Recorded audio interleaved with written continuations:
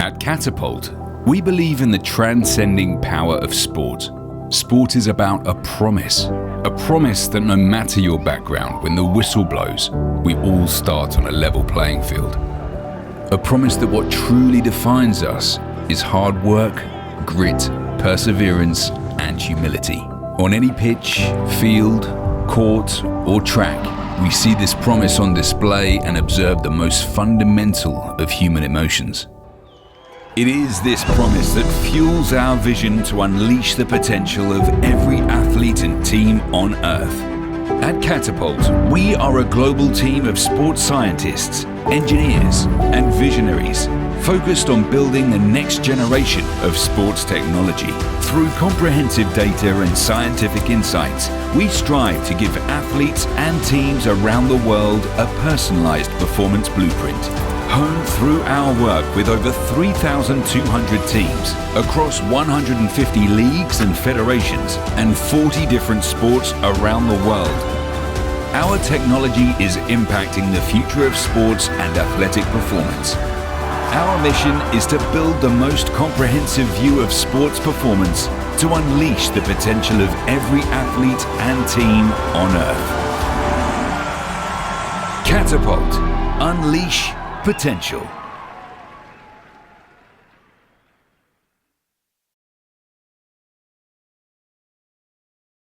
Palco é todo seu. Primeiramente, também agradecer, né?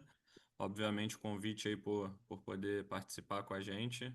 Hoje, compartilhar esse conhecimento longevo e bastante experiência em outros países. E a gente fica muito feliz de ter você podendo representar aí a ciência do esporte falando pra gente. Então, muito obrigado e o palco é todo seu. Mete o bronco. Valeu, Gabriel. Obrigado aí. Obrigado pelo convite também. Obrigado a vocês aí da Catapult. É sempre um prazer. Eu já trabalho com vocês já há muito tempo, então é sempre um prazer poder falar sobre dados e ciência de dados e controle de carga. E como a gente estava conversando antes, né, é uma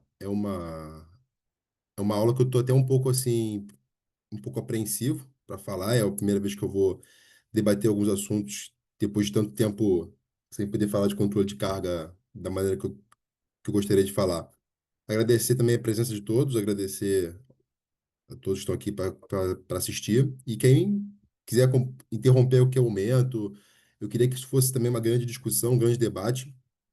Então, a ideia que eu trouxe hoje é mais girar em torno disso, levantar alguns questionamentos sobre o nosso modelo de controle de carga atual e o que a gente vem fazendo, e que a gente consiga sair daqui com essa troca, que eu tenho certeza que aqui tem gigantes profissionais para somar nessa,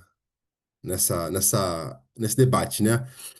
O tema que a gente escolheu foi força, resistência e velocidade, né? E os dados, e como a gente utilizar a tecnologia para potencializar os, os atletas de alto rendimento. Então a gente vai voltar e focar muito no futebol profissional, né? Porque eu acredito que existe uma grande diferença quando a gente vai falar de futebol profissional e futebol de base. Eu acho que o futebol de base ele precisa respeitar a formação dos atletas, a formação do indivíduo ainda e todo esse controle. E o futebol profissional ele é voltado mesmo para ganhar e para ser competitivo o tempo inteiro.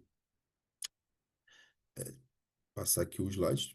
Beleza? Para quem não me conhece, meu nome é Lucas Albuquerque, né? Eu sou hoje o coordenador de performance e o preparador físico do Brusque SAF, né? O Brusque virou SAF esse ano e eu vim para cá. Trabalhei no futebol do Flamengo de 2017 até 2021. Lá eu era fisiologista. Passo para o Aves de Portugal 2021, 22. Depois eu vou para a Arábia Saudita, onde eu fico lá durante 3 temporadas e retorno para o Brusque, para o Aves e para a Arábia Saudita e para o Brusque, eu já vou como preparador físico, né? Eu faço a transição de carreira, que para mim é muito importante ter participado muito dessas duas áreas. É, licença da CBF, né? Pós-graduação em reabilitação através do movimento, pesquisador da FRJ pelo PPSC, que é o Departamento de Psicologia, de Fisiologia de Esportes de Combate.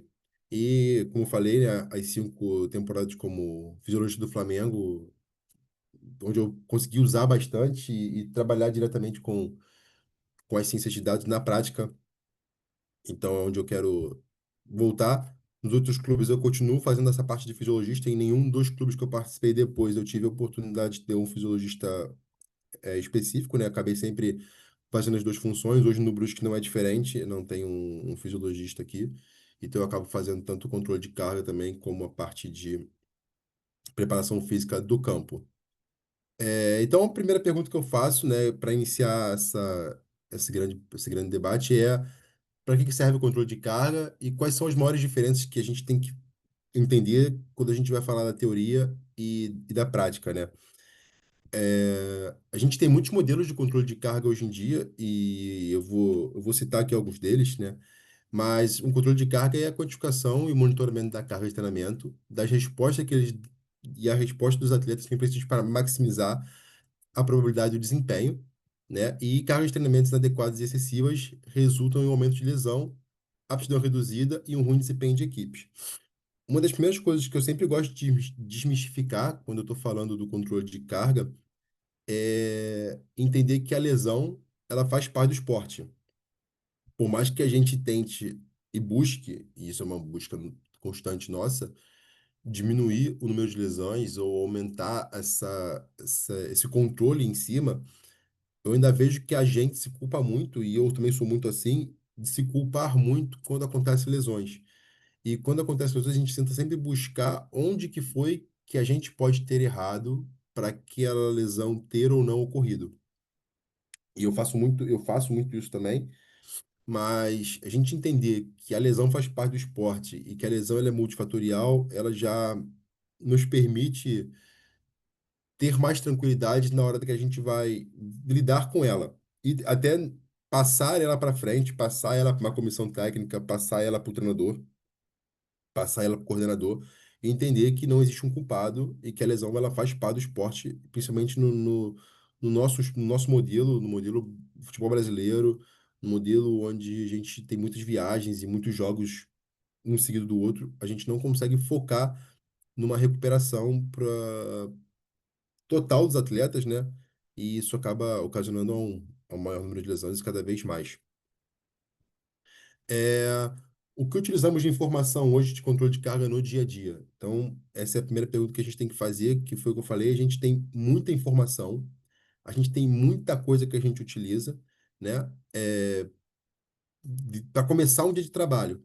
Então, primeira coisa que a gente usa os questionários de bem-estar, né? E a PSE é um modelo de controle de carga. Normalmente é aquele modelo de controle de carga que a gente fala que é o mais básico e o mais barato, e a gente consegue desdobrar ele depois em monotonia, trem, principalmente para quem trabalha sem o GPS, né? Quem trabalha sem essa ferramenta. Então, a gente é muito utilizado, essa PSE. E o questionário de bem-estar, que é como o atleta chega, como que ele se apresenta. Eu já tenho uma divergência muito interessante em relação aos questionários de bem-estar, porque hoje eu vejo que a maioria dos clubes, ele, para facilitar essa coleta e até maximizar essa coleta, faz com os questionários online, né, com informes e tudo.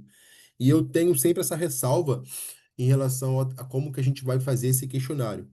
Eu acho que quando a gente tenta robotizar muito as ferramentas, eu sei que ela é uma praticidade e a gente deixar isso para que os atletas façam, sempre transferir um pouco da responsabilidade para eles também, e eu acho isso importante, a gente transferir responsabilidade para os atletas, mas eu acho que quando nós estamos falando de questionário de bem-estar, eu sempre gosto de fazer isso pessoalmente com o atleta ou eu, ou algum assistente, ter essa possibilidade de pegar esse questionário com o atleta de uma forma talvez simplificada, mas que você consiga sentir o atleta. Eu tenho muitas respostas positivas quando eu deixo mais informal ou quando eu vou falar com o atleta e eu vejo muita diferença. Às vezes, uma coisinha que ele fala para mim, ou uma situação de como ele tá, ou aquela maior intimidade que você cria com o atleta para que você consiga tirar dele maiores informações para o seu controle. Então, às vezes, se ele foi pai, às vezes, se a mulher está doente. Então, coisas que são pequenas, que podem parecer pequenas, mas quando você consegue fazer um controle de bem-estar presencialmente, eu sinto que a gente acaba tendo mais abertura com o atleta, a gente transforma essa situação mais humana e a gente tira uma barreira, porque isso é uma conversa que eu também tenho muitos, que a gente é olhar o atleta sempre como uma máquina. Eu acho que a partir do momento que a gente consegue fazer o questionário de bem-estar presencialmente com o atleta, a gente quebra um pouco essa barreira e deixa essa situação um pouco mais humana. E então isso já é um primeiro debate que eu sempre levanto, que é a gente saber fazer conseguir fazer o bem-estar, tentar mais vezes presencialmente, não necessariamente todas as vezes, a gente sabe que cada rotina é muito diferente e que às vezes a gente tem pouca gente para fazer, mas esporadicamente a gente tentar fazer esse controle presencialmente para tentar uma aproximação com o atleta de uma maneira diferente, é um primeiro ponto que eu trago. Então, os questionários de bem-estar é um modelo de controle de carga, né? A razão agudo crônico. A razão agudo crônico tem sido muito utilizada hoje em dia. Então, é onde a gente encontra, e que eu conversando com outros preparadores e outros fisiologistas, né? Para muitos, é usada como um número mágico, tanto para cima como para baixo, né? Então, a gente tem a zona que é chamada a suíte, né? Que é a zona boa. E a zona alta, que é onde você começa a passar ali de 1,5, dentro do futebol, 1,8, 1,3, dependendo do que é. Mas essa zona mais, que a gente considera a zona mais perigosa dentro da relação agudo-crônico, né? Então, evitar esses picos de carga e como que a gente vai lidar com ele durante o dia a dia. E tentar manter os atletas dentro de uma zona de progressão de carga entre ali 0,8 e 1,2, 1,3. Então, é onde é muito utilizada hoje em dia. Então, esse modelo que hoje em dia, pelo que eu tenho visto em relação a outros colegas, é o que tem sido o- um dos mais utilizados no dia a dia para gerar o controle da carga. O Griff, né? O Griff é esse que eles chamam do mundo real, que é quando você vai pegar a média dos atletas, né? Você pega a média dos atletas dentro de algumas variáveis do GPS e em cima das médias dos atletas em jogo, acima de 80 minutos, essas últimas cinco médias, né, dos 80 minutos jogados, você vai criar uma média e essa média você vai multiplicar por um fator. E esse fator que você determina, você vai gerar a carga da semana. Então, você pode determinar, como aqui vem explicando, né? Então, você pega um valor individual de referência de jogo, você inclui todos os jogos oficiais da temporada ou a temporada anterior, dependendo de que momento da temporada você está, se você já conhece o atleta, se você já conhece o perfil dele e tudo mais. Pega essa média dos cinco jogos, dos cinco melhores valores ou dos cinco últimos jogos, e aí fica muito a critério da interpretação que cada um faz em relação ao dado do seu atleta. E ele gera essa carga semanal multiplicado por um fator que ele é nosso, né? Ele é interpretativo. Alguns usam 2,5 para distância total, 3 para aceleração, desaceleração. Então, isso tudo também busca-se um pouco dentro da literatura, mas é um valor que fica a nosso critério. O atleta está voltando de lesão, você quer fazer uma carga menor, o atleta está muito cansado, você também quer fazer uma carga menor, então tudo acaba ficando um pouco dentro do nosso critério do quanto, olhando também para a relação agudo-crônico, então você mistura o grief com a relação agudo-crônico, quanto que você quer subir ou descer a carga com relação ao crônico, então o quanto que você vai construir essa sua semana, e você vai ter esse valor de referência que você vai utilizar, e aí aqui o artigo, né, ele monta um modelo onde o quanto que você vai multiplicar o fator ao longo das semanas para criar. Então, ele te dá, o artigo ele te desenha uma distância total, uma aceleração, uma desaceleração, a distância em sprint, a distância de alta intensidade, e o como que você vai distribuir ela ao longo da semana, trabalhando com esse ondulamento de carga. E esse eu acho que é o artigo mais que eu tenho mais visto sendo utilizado, né? É o que eu falo, ele junta com o agudo crônico, e eles acabam criando essa relação do carga faltante, o quanto que eu preciso para atingir, o quanto que eu não preciso para atingir, o quanto que a gente vai trabalhar de sprint num treino, qual é o número, qual é a distância. Então, são dois artigos que eles se complementam praticamente para gerar esse número. e é um outro modelo de controle de carga, né, com o GPS. E aqui fica, tipo, aqui eu falei, aqui ele vai correlacionando com a carga do crônico, então ele vai gerar aqui tá pelas posições, né? Então pela posição e a semana, então a distância total, se a gente quiser fazer com o mais um 8% ou 14%, quanto é que você vai variar? Você tem a carga crônica, e aí você tem o 0,8 da carga crônica ou o 1,5 da carga crônica. Então ele tem que ficar ali nessa faixa ou aquela faixa que você for escolher. Então você gera esse número, né, para poder trabalhar esse modelo. Então eles geram esses números para a gente poder trabalhar em cima. E além dos modelos de controle de carga utilizados, né, como eu falei, o agudo crônico e o GRIF e o questionário de bem-estar, o que que a gente tem hoje de palpável que a ciência já nos mostrou que dentro do nosso dia a dia, como fisiologistas ou como preparadores físicos, é importante para que os atletas façam num ciclo semanal ou mesociclos ou microciclos semanais para que a gente consiga ter uma diminuição dos riscos de lesão, né? Que é o que no final todo mundo acaba tentando buscar, mesmo a gente entendendo que ela é multifatorial, que ela acontece de muitas formas, a gente vai sempre buscar diminuir. Quais são os outros modelos e os outros tipos de treinabilidade que a gente busca ao longo desses ciclos para continuar diminuindo? Então, primeiro treino de força, né? É o, é o top um, é o mais pesquisado da implementação do treino de força como prevenção de lesão, e como que a gente vai encaixar ele tanto de ciclos congestionados, então com 2 jogos na semana, quanto que a gente vai trabalhar? A gente vai trabalhar a força isométrica, a gente vai trabalhar a força concêntrica, a força excêntrica, em que momento? Então essa é uma discussão que eu tenho muito, inclusive tive há pouco tempo uma discussão muito interessante com o Altamiro Bottino com relação ao treinamento de força, né? Que muitas vezes a gente tem um receio de fazer o treinamento de força, mas a gente prefere levar um atleta, às vezes, num mais um ou num mais dois, para algum tipo de treino de campo que muitas vezes ele vai gerar mais adaptação neuromuscular do que, às vezes, um treino de força resistido controlado.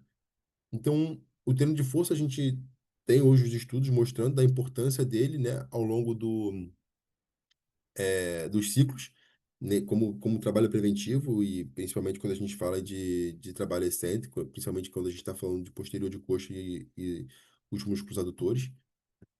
Mas ainda existe esse receio de em que momento a gente vai encaixar a força máxima mesmo, por- baseado nos ciclos congestionados. Mas a gente sabe que ela é um modelo de treinamento que a gente precisa encaixar dos nossos ciclos ou micros ou mesociclos, e como que a gente vai encaixar ele ao longo das semanas, para não ficar longos períodos sem fazer, e o grupo 2 também fazer, e em qual momento, e com força isométrica, ou se a gente vai reduzir, se a gente vai fazer mais ou menos, mas é uma discussão que a gente precisa sempre levantar, que ela é um indicador muito positivo para a redução dos números de lesões.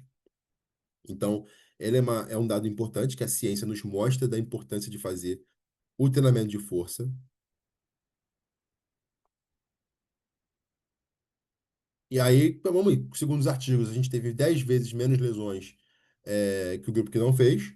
Destaca a importância do treinamento excêntrico, como, por exemplo, os treinamentos nórdicos para posterior de coxa, e os treinos de alta carga, de 80% de um RM, mostra maior eficiência. Então, volta naquilo que eu falei no momento anterior, que é em que momento a gente vai encaixar isso, e a gente sabe que 10 vezes menos lesões é uma informação extremamente importante.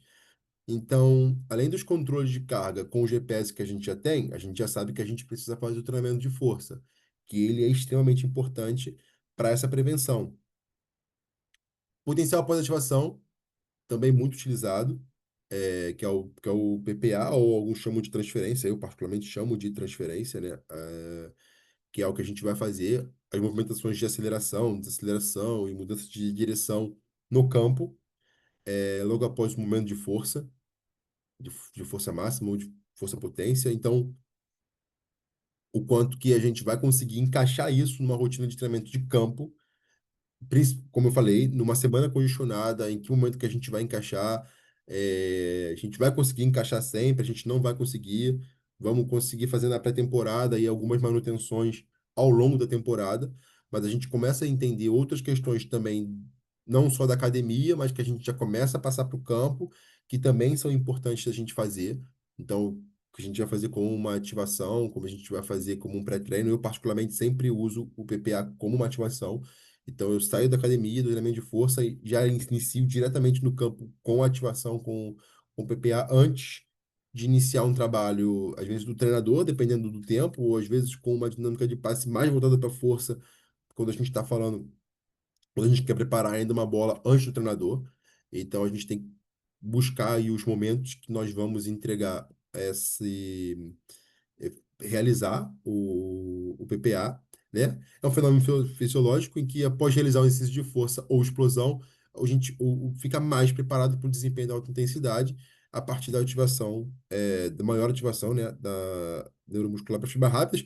Em alguns momentos, eu ainda gosto de finalizar com o sprint, depois de realizar todo o momento do PPA. Eu finalizo ainda as séries com dois sprints e tento aumentar essa carga neuromuscular para potencializar o treinamento de força. Além disso, hoje em dia não se discute, né, o treinamento de sprint, principalmente os sprints que nós chamamos de sprints protetivos, que é para encaixar ao longo da semana um modelo de treinamento com o sprint para que a gente chegue pronto para o jogo. E aí a gente já vê que os sprints hoje em dia eles são tão importantes quanto o treinamento de força como o treinamento nórdico. Ele já tem essa capacidade. Os sprints acima de 85% da velocidade máxima, 90% da velocidade máxima, tentar atingir os máximos dentro do treinamento ao longo da semana, para que a gente chegue mais preparado para o jogo e que essas microdoses nos permitam ter cada vez menos lesões, principalmente de posteriores de coxa. Então, a gente já sabe a importância de realizar esses sprints, iniciando através das acelerações e a gente ir ganhando ao longo da treinabilidade até chegar nos sprints de 25, 30, 35 metros, 40 metros, quando a gente consegue já alcançar esse nível de treinabilidade. Então, a gente já começa a ter também mais uma situação que a gente começa a levar para o campo. Então, a gente já tem, já, como eu falei, agudo crônico, a gente já tem o grief, a gente que se correspondem, a gente tem um questionário de bem-estar, a gente tem treinamento de força, temos o PPA, temos o sprint, né? Então, explicando ali, né, o sprint é que é importante do esporte, e a gente trata isso como um componente essencial. Então, hoje em dia, ele já é muito utilizado praticamente por todos os preparadores físicos que eu conheço, já trabalham esse sprint como proteção, como treinabilidade, que é uma ação importante do jogo, que é, às vezes, a ação que define um jogo, ou para frente ou para trás. Então, fazer sprints de longa distância para todas as posições é extremamente importante, porque às vezes a gente também quer fazer para os que fazem mais e esquece dos que fazem menos, então tem essa importância de trabalhar. E é isso, a periodização do treinamento de sprint ela é fundamental hoje em dia. A gente não consegue falar do treinamento do futebol, falar do treinamento desse alto rendimento sem falar do, do treinamento do sprint para redução de lesão. E eles combinados com o PPA, como eu falei, no PPA eu faço, às vezes, o sprint, eu tento encaixar no meu potencial para ativação o sprint, da transferência ao sprint, para que eu consiga ainda tentar maximizar ainda mais essa produção, principalmente nas fases iniciais, que a gente sabe que a gente não aumenta a velocidade máxima, muito difícil, mas que a gente consegue, essa fase inicial aí, às vezes a gente consegue dar uma melhorada dependendo de atleta para atleta. Então, é sempre importante essas fases iniciais a gente conseguir trabalhar mais essa aceleração. E aí a gente entra no ondulamento de carga, que aí já é outra questão que se fala muito, onde a gente vai trabalhar com a questão para quem gosta muito também, a monotonia e o trem. Então, a gente ter aquela carga do ondulamento, não trabalhar sempre a mesma carga, a gente conseguir fazer cargas mais altas e cargas mais baixas dentro de uma semana. Quando a gente chega no -2, a gente conseguir reduzir a carga para poder chegar no jogo mais preparado. Então, a gente saber os dias que a gente vai dar pico, saber os dias que a gente vai baixar mais a carga, para fugir dessas cargas sempre altas ou dessas cargas sempre baixas durante o treinamento semanal, para que a gente consiga ter estímulo e recuperação constantemente, para que a gente consiga no jogo chegar e fazer o nosso 100%. Então, além, como eu falei, da questão do sprint, da PPA, treinamento de força, grife, bem-estar, agudo crônico, a gente também tem que olhar muito para essa questão do ondulamento da carga, olhar muito para essa carga da monotonia para saber se nós estamos conseguindo, principalmente com o grupo um e com o grupo 2, atingir esse ondulamento de carga. Hoje, no nosso calendário, com 2 jogos semanais, é muito mais fácil a gente conseguir fazer isso com o grupo um, porque o grupo um ele joga domingo, ele recupera segunda e terça, joga quarta. Recupera quinta, sexta, e sábado, joga domingo. Beleza, a gente consegue gerar esse ondulamento de carga. Infelizmente, isso atrapalha muito a nossa treinabilidade, mas ele nos permite pelo menos o ondulamento da carga. Numa questão do grupo 2 onde ele joga muito pouco, às vezes viaja, não joga e fica com esse ciclo deficionário, a gente tem essa dificuldade de atingir essas grandes cargas, mas é uma coisa que a gente também tenta estar atento constantemente, né? Existe essa correlação da monotonia estranha em lesões não traumáticas, né? Então a gente tem que ter essa atenção, porque essa correlação ela também existe. E a importância do anulamento, controle da carga, a modificação dela ao longo das semanas permite uma maior adaptabilidade dos atletas ao estímulo e resposta. Beleza, e aí foi o que eu falei, e que é onde agora eu quero tentar trazer um pouco mais para a ideia que eu trouxe para a aula de hoje, que é para onde está indo o, a ciência de dados e para onde está indo o controle da carga. Eu entendo que a gente tem muita informação hoje. Então, como eu falei aqui, só rápido de passagem, eu listei muitas coisas que a gente consegue observar. E principalmente quando eu volto lá nas primeiras, né, que é o agudo crônico e é o grief, uma, uma questão que eu sempre levanto, e é onde eu vou levantar, assim, a primeira bola do que eu falei que gostaria que fosse mais uma ideia de um debate, em que momento a gente está entendendo também que existe um treinador que quer dar o treino dele. E em que momento a gente tem que entender que os números que a gente quer atingir, não necessariamente o treinador vai atingir. Ou o treinador vai conseguir, ou ele vai querer.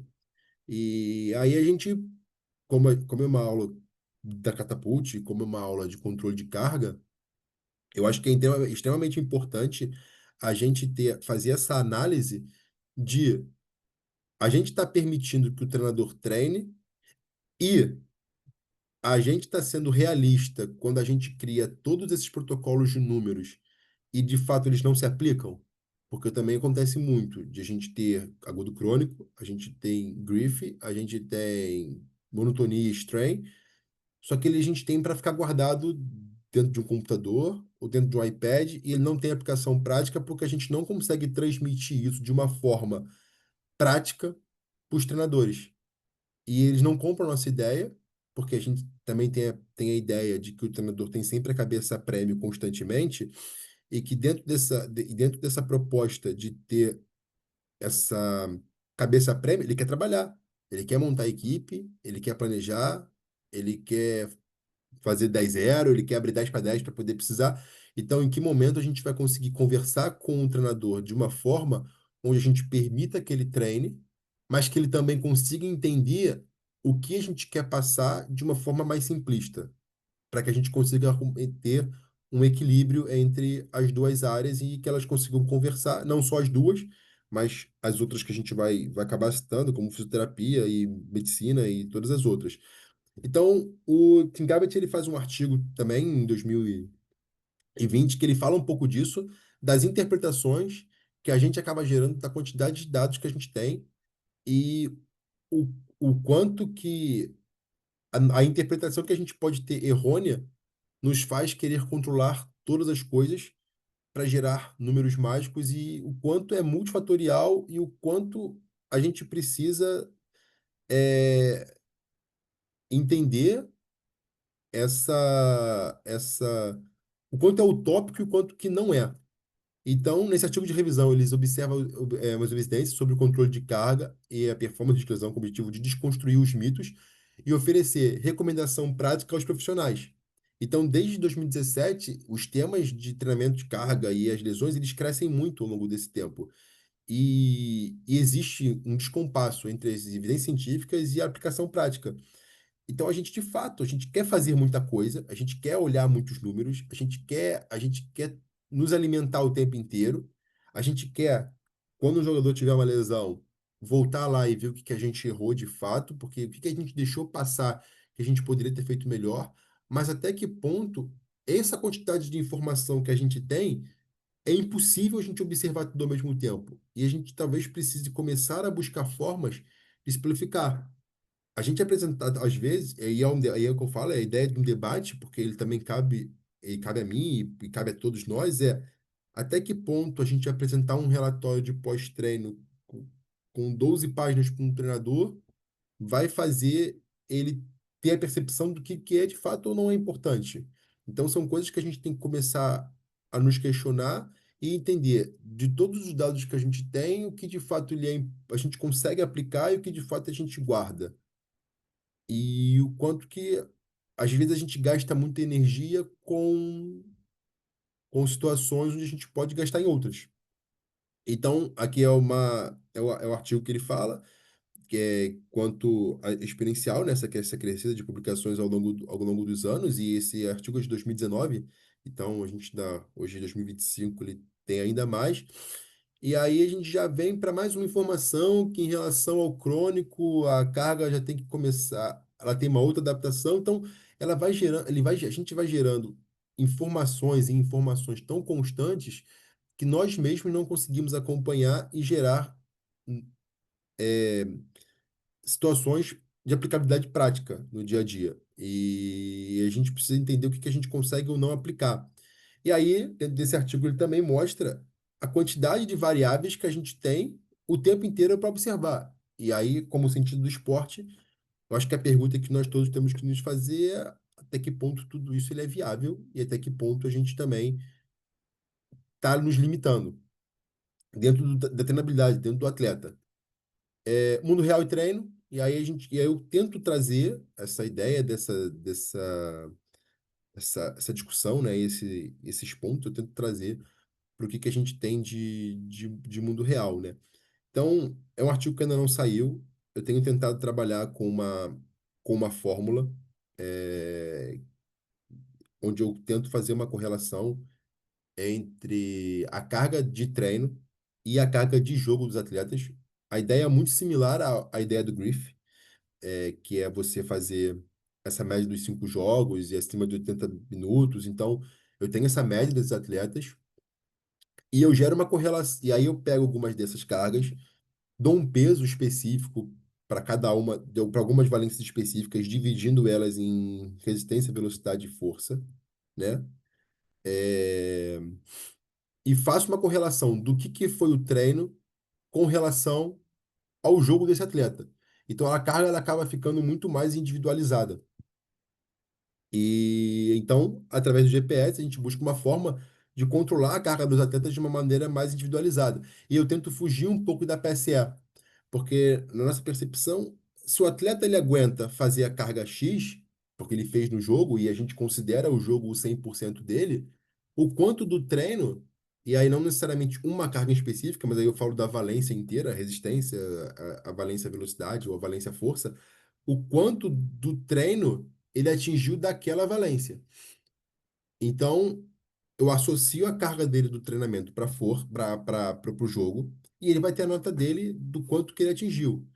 E aí eu também consigo manipular isso para cada caso de atletas específicos. Como eu falei, eu tenho um exemplo, eu tenho um atleta meu que ele tem 37, 38 anos, que ele não joga 100 minutos, 90 minutos, ele não joga, ele não consegue, ele tem muita cirurgia de joelho, ele não consegue mais. A gente joga num sintético aqui no Brusque, que é um sintético muito ruim,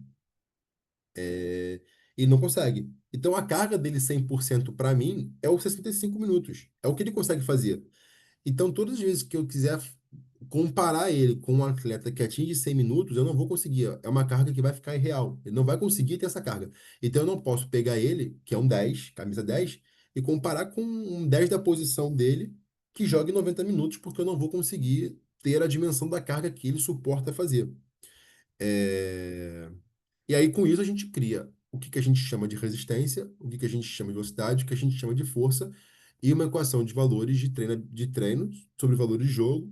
E a gente, como eu falei, a gente dá pesos específicos. Então, por exemplo, quando a gente vai falar de velocidade, a distância de sprint, ela vai ter um peso maior do que a distância de alta intensidade, porque pela demanda física maior para realizar e ela permite melhor entender a curvatura do treino, a curvatura da semana e o fato do quanto aquela carga pode ter impactado no atleta ou no grupo. Então, esse aqui é um exemplo, né, do relatório. E aí, para a parte final, então, ali a gente já vê ali resistência, velocidade e força. E a gente vê a carga do treinamento. Então, qual foi a carga daquele dia para cada atleta.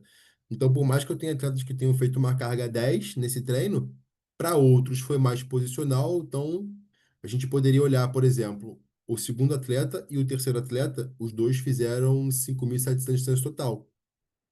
Beleza que um fez quase 10% de distância em alta e um fez zero de distância de alta, né? Um ponta e um é um zagueiro. Mas os dois fizeram ali 5.700. Eu poderia talvez olhar de uma maneira mais simplista ou não e pensar uma carga parecida. Mas um deu uma carga 2 e um deu uma carga 8, 8 para 9. Então qual é o cuidado? Esse treino foi o treino de anteontem, então bem real. Qual é o cuidado que eu tenho hoje para dois atletas que tiveram cargas no mesmo dia, cargas tão distantes? Então, o que que eu preciso fazer hoje? O que que eu preciso ter de cuidado com o outro que atingiu uma carga 9?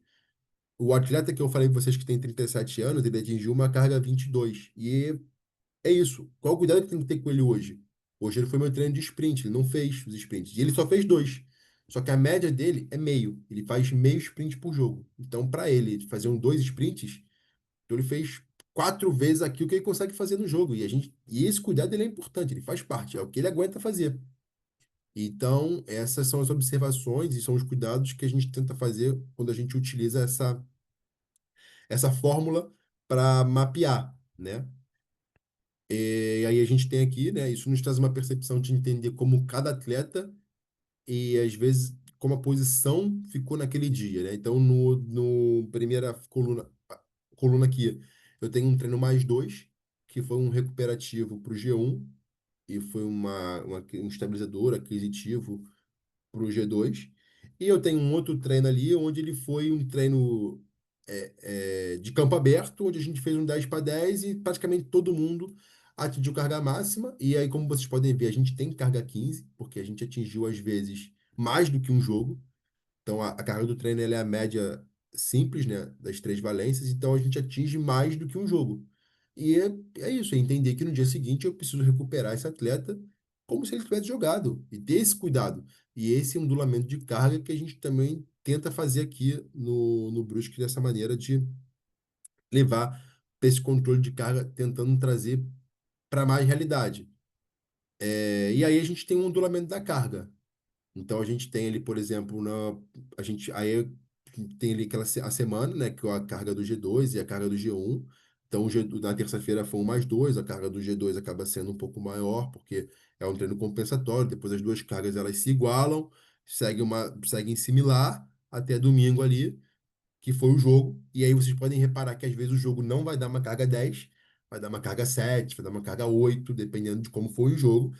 E a gente consegue entender ali os ondulamentos da carga e como que ela está se comportando nos dias, no dia a dia.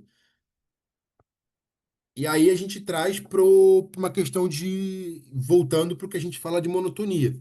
Quando a gente fala em relação à carga, a gente vai dizer que a gente teve uma carga 4 na terça, isso aqui já é um caso, já um exemplo, né? Um 4 na terça, 4 na quarta, 4 na quinta, 4 na sexta. Em muitos casos, a gente olharia para a carga do treinamento e ia dizer que ela é uma carga monótona. E aí a gente vai olhar para ela, a distribuição dela dentro de força, resistência e velocidade. E será que ela é tão monótona assim? Se eu fizer 7 de resistência na terça com 2 de velocidade e 3 de força, é igual a um treino da quarta-feira, que fez um 4 de resistência, um 6 de velocidade, um 2 de força, que é igual ao da quinta, que não teve velocidade, foi só campo reduzido, a gente não atinge velocidade. Então, a gente começa a sair dessas questões mais simplistas. E o que que eu quero trazer com esse tipo de informação e com essa fórmula, às vezes, da gente analisar os dados, e olhar para uma valência um pouco mais abrangente do que olhar para uma valência mais simplista, olhar para um número mais simplista. É a ideia de que você chegar para um treinador e você falar para ele que você quer, que você precisa trabalhar um aquisitivo de velocidade e ele tem total liberdade para trabalhar um aquisitivo de velocidade ou um aquisitivo de força, ou hoje é uma carga mais leve, você permite o treinador ele ter muito mais liberdade para trabalhar do que a gente ficar escolhendo talvez um número mágico, e aí que eu falo, é a ideia do debate, da gente tentar ter números que a gente considera números importantes que a gente precisa bater. Isso são coisas que eu já escutei de outros treinadores, em alguns momentos, de já cheguei no treino e o preparador físico falou para mim que a carga que eu tinha que bater 6 quilômetros e 300 metros de alta. E aí quem está dando o treino é o preparador físico ou o treinador? E isso é um questionamento que a gente precisa sempre se fazer. É a gente que está moldando o treino ou a gente está permitindo que o treinador crie dentro de uma condição que a gente quer estipular para ele? Ó, treinador, eu preciso muito que a gente atinja a distância de alta intensidade ou hoje ou amanhã.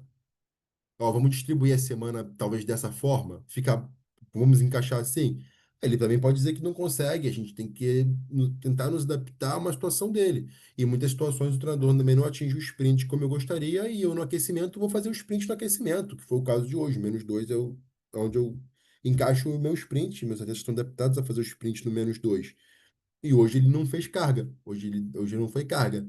Mas como eu mostrei para vocês que esse aqui foi meu treino de ontem, e por mais que alguns atletas tenham feito sprints ali, 7, eu tenho atletas que fez 0, atleta que fez 1, atleta que fez 2. Então eu precisava de algum momento hoje encaixar. E ao mesmo tempo, os atletas que tinham feito 7, que tinham feito 5, hoje eu já retirei. Não precisava. O atleta que atingiu uma carga 9 ontem, ele não fez o sprint, ele ativa e não faz o sprint. Então, a gente conseguir entender e manipular as cargas de uma forma onde fique de uma ideia fácil para o treinador entender e manipular as cargas para ele. Entender o contexto que ele vai trabalhar num campo grande, que ele vai trabalhar num campo reduzido, que ele vai trabalhar mais volume, que ele vai ter mais tempo ou menos tempo, fica muito mais fácil da gente falar para ele que ele vai atingir 5 km e 300 metros de alta. A gente tem que tentar entender essas situações para que as duas áreas consigam conversar e a gente consiga diminuir esses riscos das lesões, que é nosso grande foco, e aumentar a performance. Não adianta nada a gente não ter lesão e não ter performance, assim como também. Então, assim, o futebol ele é determinado muito pelos resultados. E eu acho que a gente tem que sempre tentar priorizar o resultado. Claro que a gente quer sempre diminuir as lesões, mas a gente precisa entender que o trabalho do treinador e o resultado, eu acho que ele está numa prateleira que a gente precisa considerar muito importante. E esse é o debate que eu queria trazer para cá. E aí, aqui, como eu falei, dentro do relatório, a gente vê se a gente atingiu a velocidade máxima, o quanto que a gente, qual o percentual que a gente atingiu da velocidade máxima, a quantidade de sprint que a gente atingiu. Então, tudo isso, vocês veem ali, ó, que o jogador o mais velho ali, é o quinto de cima para baixo, tem sempre o quarto de cima para baixo, sempre dificuldade de atingir o sprint, é um jogador que não atinge, então a gente está sempre olhando para ele de uma forma diferente. E a gente também trabalha com os fatores, né, com 2,5, a gente tenta equilibrar as cargas, a gente quer equilibrar os grupos, mas isso é uma coisa que acaba ficando um pouco mais interna, é o quanto que a gente vai complementar como preparador físico, o quanto que a gente vai conversar com o treinador, para quando acabar o treino dele, a gente vai fazer um a mais. Olha, tem atleta tal, tal, tal, que precisa atingir tal situação. Se a gente não fizer no treino, a gente complementa no final e tentar não comandar tanto o treino. Isso é um questionamento que eu tenho tentado trazer para essa discussão. E como eu gosto, tento equilibrar as cargas, tento atingir carga de jogo, a gente vê quem está jogando, quem não está, a gente tem uma situação muito detalhada de como que está a semana, do quanto que a gente está atingindo dentro dessa semana, e a gente vai observando isso conforme a semana vai passando, e se a gente está atingindo aquilo que a gente programou, porque é claro que a gente vai programar a nossa ideia. Isso é claro, a gente não deixa de programar nada, a gente só tenta alinhar ela, levar ela de uma forma diferente para o treinador para ela ser melhor aceita. E aí, quando combina essa carga interna com essa carga externa, essa percepção de bem-estar e essa prontidão, ela fornece uma visão melhor e essa adaptabilidade dos atletas para a sequência, né? E para nosso e para nossa maior questão que é a aptidão física deles. Então, e aí a gente vai começar a entrar em outros pontos. Tendo hoje tanto controle de carga, tendo hoje tantas discussões sobre o trabalho transdisciplinar, com a fisioterapia, com a medicina, com a preparação física, com o treinamento técnico, tático, será que nós não estamos subtreinando através do controle de carga, tentando limitar para baixo essas, essa carga dos atletas e talvez impedindo que eles tenham uma maior capacidade de se adaptar melhor? Principalmente quando a gente está falando de um contexto competitivo com um jogo na semana, e a gente também tem isso no Brasil, é raro, é muito difícil, mas a gente tem. E às vezes até mesmo em questão de encaixar cargas em alguns momentos, onde a gente tem semanas cheias, mas tentar entender em que momento a gente consegue ou não encaixar. Mas será que a gente não está subtreinando hoje, tendo em vista a quantidade de informação que a gente consegue ter de bem-estar e recuperação dos nossos atletas? Então a gente tem hoje a termografia em muitos clubes, marcadores bioquímicos em muitos clubes, a plataforma de salto, nós temos os protocolos de recovery, e nós temos os relatórios de bem-estar. Então, o quanto que a gente pode também estar subtreinando, tendo em vista que a gente tem outras ferramentas que nos permitem ter uma visão melhor e mais ampla de como que pode estar esse atleta.